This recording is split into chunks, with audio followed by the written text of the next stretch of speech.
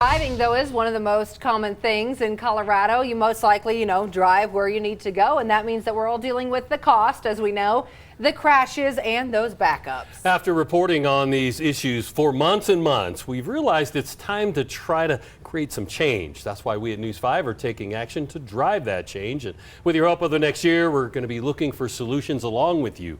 We'll be looking for the trouble spots in our communities, the dangerous intersections, the potholes, and the crumbling streets. Those potholes will be easy to find. It's also about, though, those dangerous driving habits and costly mistakes.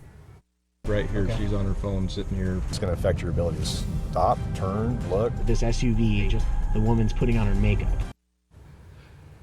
We're tackling all of these issues with your help. And right now we are focusing on red light cameras that are popping up around the Springs. There are some plans to put in at least 10 throughout the city. News 5's Allison Zimmerman taking a look at their impact.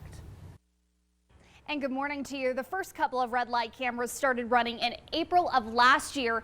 And since the warning period ended in May, Springs police have sent out nearly 12,000 tickets to drivers. That's about 60% of the total cases that have been reviewed from these cameras. CSPD first announced the return of the cameras in 2018, but it took almost a year before we saw them up and running. These cameras get a lot of criticism. Some say it's a way to make money. Others say it violates their rights. But by bringing back the cameras after taking them away several years ago, CSPD hopes it changes drivers' behaviors to make the roads safer. When you approach an intersection, and if you're doing everything right, there may be somebody that's approaching you and could take your life, could take your child's life. We could see another red light camera added as soon as March or April of this year. In our next half hour, we'll take a look at some of the efforts lawmakers have made over the past few years addressing these red light cameras.